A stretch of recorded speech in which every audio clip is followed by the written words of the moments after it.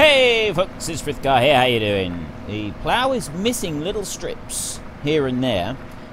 We've finished the cultivating over there. The plough has... Actually, he's probably going to say that he's finished now. Oh no, he's not. He's going to do another little tiny bit. Because of the way that the field is sort of closing in and the enormous turning circle on this wonderful, wonderful tractor and plough, it does tend to leave quite a bit on the headlands. But yeah, we can live with that. We will finish off this field today, and we're going to get the sowing machine up here, the drill. We have got, waiting for us, the Great Plains one here, because the other two can't fit through any of the gateways. They just don't fit at all. So that one is ready and waiting. My question for this week is, which plough would you like me to get on this map for the rest of the series? Obviously, we're not going to keep the Big Bud here in New Zealand. It's not really a tractor that is best suited for this type of map. And it is now finishing this field. And what it will do is it comes up, there we go, Helper E has completed their task, so we'll take a look at that in a minute. Which plough would you like me to get for the rest of the series? Would you like me to get the 3-metre Amazon Kayron 200? It's a 6-thrower reversible plough. We've got the Lemkin Titan 11, 4.9 metres wide. That's a 9-furrow reversible plough. Or we've got over here the Jimper, which is actually a subsoiler, but the game treats it the same as a plough. So obviously it's not the length of the regular ploughs, but it does have some width. This one is 4.8 metres, so it's actually less width on it than the Lemkin, but it's a lot more sort of squat and compact. I have tested it because a few people have raised concerns that this one might not fit through the gateways, and it's touch and go. You've got to put it on the fence, and it just catches the very top of the gate post and just lifts a little bit of the back of the plough up over the gate as you go through. So some of you may not be happy with that. If that is the case, make sure that you vote for the Lemkin instead of the Jimper. And then obviously if you want a smaller plough, if you think that with this farm is better suited to a smaller plough, you want to go for the Amazon. But anyway, it's your vote, it's your game. Head in the comment section down below, let us know which one you want and why. And of course, don't forget to actually cast your vote in the top right-hand corner. Oh no, I want to keep that one lifted up. So I'm not going to do very much of the ploughing on screen. I'm going to do a little bit. We're going to go once around the field, and once again, we're just going to drive around the field. We'll do what the game allows us to do rather than sticking strictly to pure realism, because we want to hurry up and get this done. So I have it facing this way while we go around the outside, and we'll come in like this. I'll do once around on the camera so that you can just have one last look at this plough. This is probably the last time that I'm going to use this plough and tractor. It was not the last time I'm going to use it on a regular Let's Play.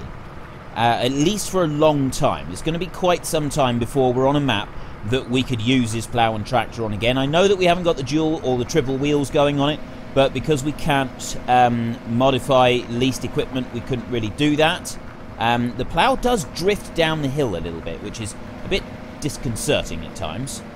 And wow, that is really struggling. But mainly I'm thinking he's struggling because he's just grounded himself out on a great big lump right there. You see that great big hump there?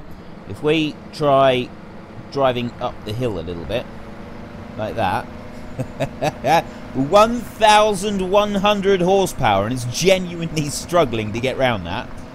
It's probably not doing the plough a lot of good either, to be honest. But there we go. So yeah, I will be using this in the time-lapse. I've had a lot of people asking me, when is this coming in the time-lapse, and why didn't I have it in on Wednesday's episode? Reason being, I record all of my time-lapse on Thursday, Friday and Saturday during the week. And so Sunday's one and Wednesday's one is done on the Thursday, Friday and the Saturday. That's when I can squeeze in all the recording for those. Which means that because the Big Bud was released on, the DLC was released on a Tuesday, I was not able to get it in onto Wednesday's time-lapse. However, it will be available, it will be featured in Sunday's time-lapse. We won't actually, I've been thinking about this, we're not actually going to have very much for the Big Bud to do on Sunday, because what we've got to do on that one is we've got to harvest the, what have we got planted? You know, I genuinely can't remember. I think we got beans. I think we've planted beans. But we may not have. It might be canola. You know, I really can't remember what we planted on that map. But anyway, we will be doing a harvest, and then if there's time, obviously afterwards, we'll be doing some more planting. So we'll be getting the big bud, and I'm hoping to get the biggest seed drill out. And that one will go and plant the really big field that we got on the map, and then we'll use the Amazon seed drills to do the slightly smaller fields, because there are smaller fields on that map that the big bud stuff just isn't going to fit into. So we'll be using a variety of machinery on the map, and generally I'm going to be sort of having quite a lot of things running all at once, so that's the general idea. But anyway, enough about the time-lapse. Today's not the time-lapse. Today is the last day you'll be seeing the big bud in a Let's Play for quite some time. I suspect that we will be able to bring it out again. We will find a map where we can bring this one out again if everybody really likes these massive, great big toys to play with. But today, mostly, we want to be about doing the drilling. We're going to drill beans in these fields here. And in order to be able to do that, I've got to have... Now, is it going to plough up the track? No, it's not. That's good. We didn't want to be ploughing up that track. Yeah, in order to be able to plant, we've got to go and get our drill that we've got. And in order to be able to do that, I need to be able to go down and actually do it. We've got... The drill is there. It's ready to load up. I've got a... tractor and loader ready on standby to put in the pallets, although I don't think it actually there's no like special animations like it is with the two big drills, so we're not going to be able to look at that today, the loading animations, which do look very cool, but I will slow them down in the time lapse for you, so you'll be able to will get to see those in action, just not quite the same as a Let's Play, but I'm hoping that's okay for you all. That is really dragging that plough round, isn't it? So yes, I will finish ploughing up the rest of this field, and then when I'm done we can get the cultivator started in here, and then we will go and get the seed drill and we will start planting beans. We're going to start planting over in that field over there, so I will see you when the ploughing is done. And the last little bit of ploughing right there, there's a tiny little bit there, I don't know if I'll even... yeah, we'll just see if we can grab that bit. And again, I haven't really worried about keeping it all in straight lines or anything like that. We have really tested the abilities of this plough by twisting it round in tight circles like this as we're ploughing. So, yes, probably not the best way to treat a plough if it was actually real life. But we'll fold this one up now and move it out of this field. We're just going to park it up there, and then we can get started with the bednar in here doing the cultivating. And as soon as I've got that one underway, we'll then drive this one back down to the dealership, and we will go and get our seed drill and bring that one back up here. So now we need to look through here very carefully, because it's such a tight squeeze getting through the gates. But we can do it. You can do it just. And I did have someone asking how it is that I can zoom out so far on this. And that's as far as you can zoom out. And that's just part of the big bud. It just allows you to zoom out a really long way on it, which is actually really cool. So let's just switch over to this one really quick. We want to fold this one up. Now, if I remember correctly, how did we have to do this? I think you've got to sort of drive forward while you fold up. Yeah, because of the way that the wheels kind of bounce around on the ground. So I sort of think you've got to do it kind of like that, really. We'll bring this one through, and we'll start going around the field. I'm going to do twice around the field, I think. And actually, I might not even bother doing that. I might just put it going. But what I would like to do first is I'd like to go over here, and I would just like to do once down the fence line on that side of the field, so that we can see the, you know, that really uneven ground that looked, that the bigger big bud struggled with. So I think that we'll probably, this one here, little 450. There you go. Right, let's start unfolding. And you do need to, I think we need to sort of go backwards with this one so that the wheels don't bounce too much. There we go. And while it's folding down, we'll move up ready into this corner. And then I just want to do one pass up through there so that we can sort of see that one in action. Lower down. And we're cultivating. Excellent. Right, come on round the corner here. And wallop into the fence. Can I pull it away from the fence? I might be able to. Just ignore that. Pretend I'm not actually doing it. I'm asking you to do this an awful lot this week, I've noticed. I did a bit in the Goldcrest series, and I am a lot in this particular this week's episodes, but I feel that, you know, a lot of you would have appreciated the fact that I am showcasing this big bud, and you know, we're taking a look at what it is capable of doing, even if it's not strictly realistic. I was also told that there was no way a Hercules aircraft would be able to bring the big bud over. There was another aircraft that was mentioned that would be capable of flying it over. I can't actually remember which one that was, but there was one that was mentioned that was felt that it could actually do the pulling, and it got through that. There was no trouble at all with doing it like that. So let me just bring this one up. We'll sort of bring him up to this point up here, I think. And I'll spin round. I'll get this one set up so he's going, because it's this sea drills that we want to look at today. We can't do the big sea drills, but we do have the one sea drill that will fit onto this map, and it will get through the gateways. So we will, yeah, I'll meet you down there. You've seen me driving that other big bud around the map with the plough on, so you know how that works. Yeah, I'll meet you at the dealership.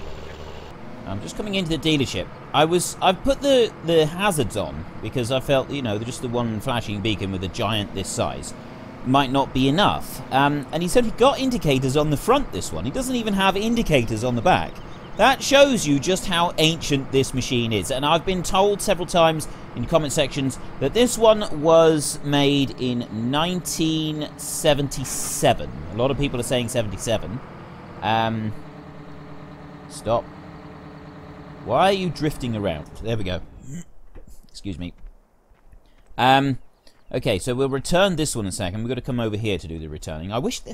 The one little niggle that I got with this map is that you can't see the thingy over there when you go to change it. I know it's put it in front of the doors, but I would prefer to be able to see it a bit closer. So we'll return that one, okay, and come back out and in and return the trailed lifter. There we go. So that's that bit done. Now we want to get the Great Plains seed drill. Start this bad boy back up again. Put over here, and I've got 5 pallets of seeds because this one only has 5,000 litres of capacity. Now I realise that 5,000 litres of capacity compared to the other seed drills is actually pretty huge. But when you compare it to the 2 new seed drills in the game, of the other 2 new seed drills in the game, it's very, very minimal. So I've got this tiny little tractor right here. We've got the Lin track. I've brought it up. I fitted it out with a front loader, and we've used the front loader that we already had. The reason that my money went down so much yesterday is obviously because of the leasing, and the reason it's gone down so much now is because I had to lease this seed drill, and then I went and bought the 5 pallets of seed ready for doing our planting. Now I'm hoping that 5,000 litres will be enough. The other seed drills, they've got these kind of things that you can put going from underneath, and they're like built-in conveyors that will load them up. But this one here, it just you've got to lift them up over the tank. So you can lift one up over the tank like that, but then obviously you can use the in-game mechanics.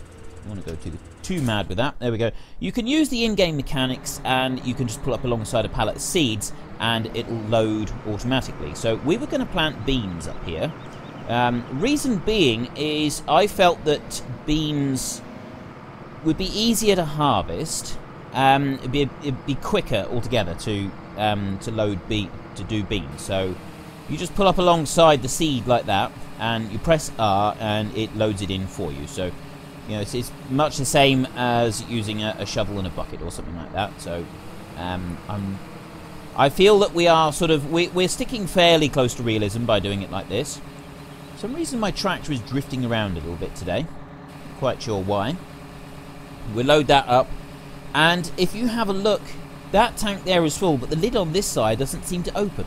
It's a little bit strange. But also, no, I don't want to go there. If you look in the shop and you look at the sowing machines here, this one only takes seed, whereas this one here takes seed and fertilizer, and of course the massive Seed Hawk with a 34,500 litre capacity tank that takes all of it, and those two can also drill everything except potatoes. The only thing that one and that one there can't drill is potatoes, whereas this one is exactly the same. This one also can do everything except potatoes. So, yeah, ideal. Excellent. Bring that one up there. And how is our cultivator doing? Oh, no, it's up there. It's over here. This is the one that we want. Let's take a look. He's doing a grand job, and he's covered most of the field already. And this is the little one. This is the little 500 horsepower tractor.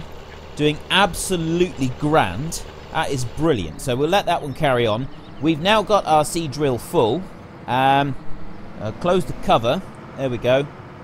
So yeah, it's a bit odd that you've only got one cover that opens. Anyway, that doesn't really matter all that much. We'll get this one up to the field, and this one will fit through the gateways even though that the others don't. It's unlikely that you will see this one in the Rattlesnake Valley time-lapse. You might, but I'm not into... probably not. Just see what's the width on this one a minute. So that's one thing I haven't actually paid any attention to, because the width on this one is 25.6 meters. That's 18 meters. This one here is... oh, it's 18.2. So that one has the same width as this one when it's planting. It's just that it doesn't have the capacity of the tank. That's a 14,000 litre tank, whereas this one is only 5,800. The Condor here is 15 metres with an 8,000 litre tank, although that's seed and fertiliser spread between the two. This one is 5,800 on 18 metres, so it is a bit better than the Amazon, but we will most likely just keep the Amazon Condor that we've got and not worry about any others. Right, Helper D is blocked by an object. I'm guessing... yeah, Helper D is the one up the field. He's probably hung himself up on the gateway, actually. The open gate up there. Now, how does this one turn? Ah! It's got steering assist. It's got a little bit of steering assist on the back, by the look of it. Not a huge... no, does it? You know, I might actually be wrong on that. It might just be the way that the wheels are turning. It's because it turns... the solid axle is in the middle of the drill. So the wheels at the back, they just turn as you turn. It's not actually any kind of additional like steering assist or anything like that, by the look of it. Right, I will meet you back at the field, and then we can actually start doing our drilling. The big test, will it fit through the gateways? We've obviously got to go fairly slow to get the actual big bud itself through the gateway, but there we go, that one fits. And... ooh! It does. I mean, yes, it did visually clip a little bit, but if it had been moved over just a tiny fraction, it would have fit. But that is, I mean, barely enough room for it to get through there. But it did do it. Okay, I'll meet you in the field. Because of the huge length on this one, we're actually going to have to go round the tree up here so that we can get it lined up dead straight to get through this gateway. And even then, can we do it? Right, I got stuck there. Right, I'm getting through, just, but it does. It's sliding ever so slightly towards the gateway anyway. So that is a genuine struggle to get through that gateway. Brilliant. I love the fact that it is so difficult to get this stuff around this map. It just sort of shows you the sheer scale of these tractors and these machines. So you've got to go so slow. I'm starting to think this map is actually the perfect map for showcasing this stuff, because you don't just want to see something being dwarfed by the size of the field, because it doesn't really let you appreciate the sheer magnitude of what you're using. This, however, right, unfold. Okay, so that comes forward. I'm actually guessing that ideally you'd want to be sort of backing up slightly so that you don't put too much pressure on the hydraulics on there. And bring this one over. I've no idea what this is going to be like to actually drill with. And I've sort of got to guess the distances as well. I think we're getting there. I think we can do this. So I've switched it over to beans. I want to lower it down, switch it on, and I'm also going to use the ridge marker. So let's bring that one out, all the way out there. And the ridge marker is so wide it's actually got its own wheel on it. Okay, here we go. We are drilling beans with a Big Bud, and a Big Bud 747 I might add, the world's largest tractor, and we're doing it in New Zealand. of all places. Not the place that you would expect to find it. And I said that I thought the Big Bud was Minnesota. I'm sure I thought that... I'm sure I said Minnesota somewhere, but someone said it's actually Montana that the Big Bud was originally created. Now, I believe that they have the mass-produced ones. Obviously, this Big Bud 747. A few people have been saying in the comments section that it's not a one-of-a-kind, and there was only one. Others are saying that it is. I've had a look again, and yes, the Big Bud 747, this one here, there was only one made. It was a custom-made tractor for a agricultural... I think it was a... whether it was a farm or a contracting business, I'm not sure. In Montana. There was only one made. Just one in the world that was made. The others, those were mass-produced. They were mass-produced off the factory line, and there are a lot of them around the world. Now, there's quite a few in Montana and other areas nearby in the States. My driving here is terrible. Look at that. It was awful. I missed a little piece as well. How not to do it. Lesson 1. Drive like a maniac. Yeah, so there are some in Montana, obviously, because that is where they were made, and there's other regions there. But I believe there's also, you can find quite a few Big Buds in Australia as well. And whether where else in the world they've been exported to, I'm not quite sure. But I'm certain that I've seen videos of these things being operated in Australia. So... I mean, correct me if I'm wrong. Come into the comment section and let me know if I have made a mistake on that. As many of you know by now, I really do hate it when I get my information wrong. I like to be able to dish out facts, and I particularly hate it when my facts are not factually correct. I like to be able to educate, not feed false information. So, yeah, we always like to make sure we get things right around here. So this is the Great Plains Cedar, and... the only Great Plains cedar that I've ever seen being used, other than the other one in this version of the game. I'd never even heard of Great Plains. Look at the... yeah, the marker has now just gone back and ploughed up the bit that we seeded, so there's not going to be any seed in that little bit. Yeah, the Great Plains, I'd never heard of this brand before playing this one, and also... the Seed Hawk stuff, I'd never heard of that before seeing this. And the plough, the Gregoire Besson. Is it the Gregoire Besson or is it Beeson? I think it's Besson. But yeah, all brands I've never heard of. I'm not a farmer from the Central Plains in the US and Canada. And this seems to be like the really big stuff that you guys use over there. I've never used it, never even heard of it. And I've got to say... I'm thoroughly impressed with it, and you can tell I'm not used to machinery of this size by the way that I keep hitting the fences and stuff. I'm used to having to judge the distances of my machinery as I'm like going around corners and stuff, but I'm not used to operating it on this kind of scale. This is huge. I'm folding up the marker just because it's going to be a little bit easier to turn the corners and stuff. So yeah. Like the overlap, I'm used to driving things that are like 6, maybe 8 meters wide. This here, this is 18 meters wide. I mean, this thing is huge, massive. I've never driven anything this big, ever, not in my life. And I realised that we could actually tow this one with a much smaller tractor than the world's largest tractor ever made. But if, you know, if a chance presents itself to drive such a tractor, then of course that's what we're going to do. Because, I mean, who wouldn't, quite frankly? There we go. Right, let's lift that one up. And it backs up just fine. There's no issues with reversing this thing around the corners. There we go. Excellent. And come on up. Now, I should be able to, in theory, use the marker that we put down the last time that we went around the field. But whether that's... how accurate it is, I don't know.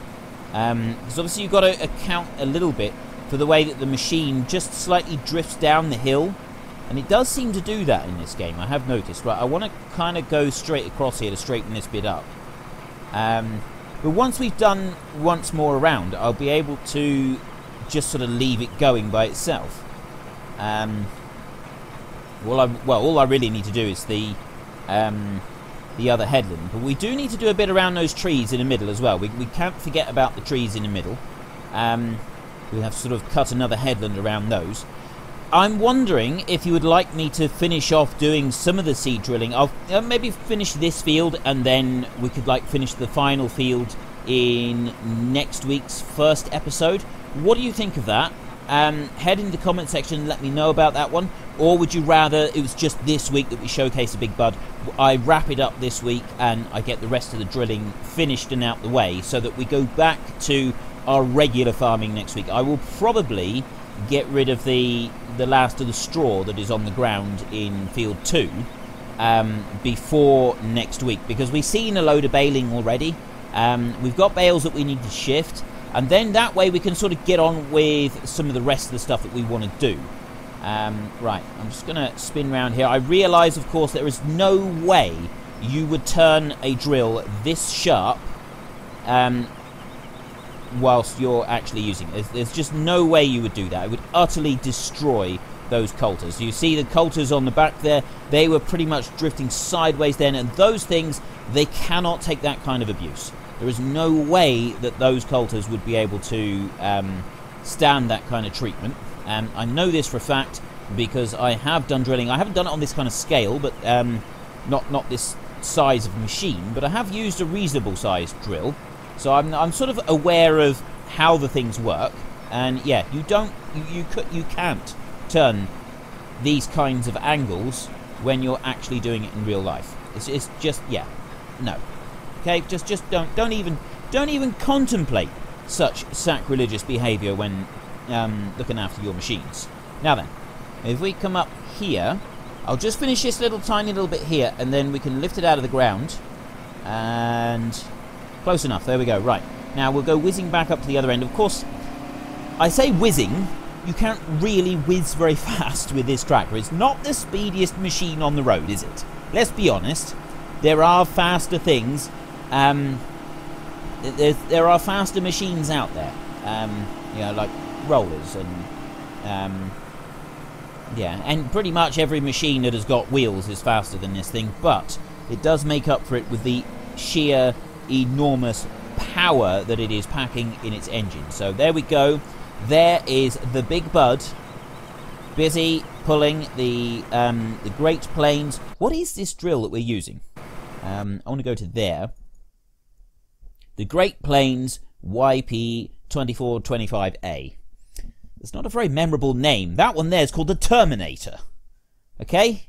Right, you people at Great Plains, if you're watching my video, that's probably unlikely, but anyway, if you are, you need to come up with some better marketing, okay? Because basically we've got, if you walk in somewhere and you're asking for something, do you ask for the YP2425A or do you ask for the Terminator? I'm fairly sure I know which one that I would want. I realise that this one is probably better suited to certain conditions, especially considering the width of this machine compared to the width of the Terminator. However, the other one is called the Terminator. I think really there's no contest there. Look at the wheels spinning again. I love the way that the wheels are spinning on this. I am wondering if the dual wheels would actually stop the spinning on this quite so badly. Right, well, I do need to just go around and tidy up the last of the cultivating over there, which I will do. I'll do that bit off screen, and I will finish this field off screen as well. My question for this week, before we go any further, is which plough would you like me to get for regular work on this map, not Big Bud related work? Do you want me to get the Amazon K-Ron? It's a 3 metre wide plough. Do you want me to get the Lemkin Titan? That is a 4.9 metre plough. Or do you want me to get the Jimper 4.8 metre plough? This one here is bare. It's a little bit too wide to fit through the gateways. It does. It kind of just sort of rides up over a gate post as you go through, which is not entirely realistic. So for those of you who are looking for realism, you really want to go for the Titan 11. But anyway, it is your vote. It's your game. Head in the comment section down below. Let us know which one you want and why. And of course, don't forget to actually cast your vote in the top right-hand corner. This one is going to carry on here. I hope you've enjoyed this week. I realise it's been a little bit different and it's a little bit unorthodox farming with a Big Bud here in the hills of New Zealand. However, I really wanted to showcase this mod this DLC that has come out. I really wanted to take a look at what it's got to offer. There's things in the pack that I haven't looked at, like the huge muck spreader and the grain cart and stuff, but I can't really look at everything on this map. I will use some of the other bits and pieces in other places, and I'll probably actually use... There's one on there that I was looking at, and I think this one is particularly good.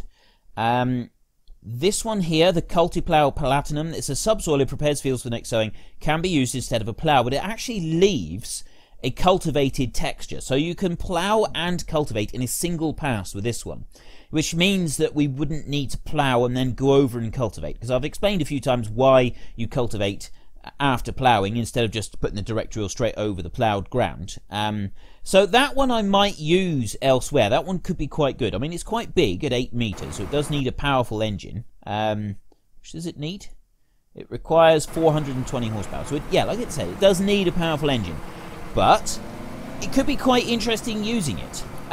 So yeah, I really hope that you have enjoyed this look at the Big Bud. I personally have thoroughly enjoyed having a look at it. I absolutely love these machines, and like I've said before, I've never had the chance to use machines on this kind of scale. These things are far bigger than anything I've ever been near, and I've never even seen stuff of this kind of size being used in real life, and chances are I probably won't. I don't live in an area of the world where stuff is used at this kind of scale, this phenomenal scale. Now, we do have YouTube, and you can go and watch videos of this kind of stuff being used all the time, but it's just not the same as being there and feeling the reverberations of the machine sort of vibrating through your body as it kicks in and draws its power from the engine and sort of starts roaring away. You can't smell the hydraulic oil on the machines. You can't smell the diesel fumes from the burning off of the tractors as they really start to draw away up a slight hill. All of that kind of experience you only ever get when you're there in real life. And yeah, so this is probably about as close as I'm ever going to get to being able to use this type of stuff. And for that reason, I'm really grateful that Giants have brought this one out. This is by far my most favourite DLC. It's absolutely brilliant, and I genuinely love it. Yeah, I'm just thoroughly impressed with it, and I realise that I have sort of gone on about this a little bit so far this week. So I just hope that you've enjoyed it as much as I have, because this has been one of my most favourite weeks for recording. It really genuinely has. I've really enjoyed recording my episodes this week because of being able to use this stuff. But anyway, I have rattled on for far too long already, as I usually do. So if you've enjoyed this episode, then please head down below and give us a like, and if you really enjoyed it, then please tell your friends all about me. Get them to come and watch as well. That would be awesome. I will finish up this field before I see you next week, and I will look at the comment section if you would like me to do a little bit more of the seed drilling over in that field next week in the first episode. Then I will. Otherwise, I will finish everything and return it. And I realise we've now gone down to minus 17,000. We started with 35,000, so we've lost 50 grand on this already, and we'll probably lose more. So I will put back in about $50,000 just to kind of put us back where we were, so we're not at a huge disadvantage. By the time I finish doing these fields, we will have lost another big chunk of money as well, which means that essentially it's going to end up costing us probably around 20,000 to plough up and cultivate these fields, which I think would have been about right if we'd used our regular machinery that we do own. So that's why I'm going to add in that extra little bit of money, just to sort of make sure that we've got got the right quantities of money. I don't want us to be completely out and at a major disadvantage for the rest of the series. So hopefully I'll get that right. But anyway, yeah, until next time, thank you very much for watching. This is Frithgar. Goodbye, and see you later.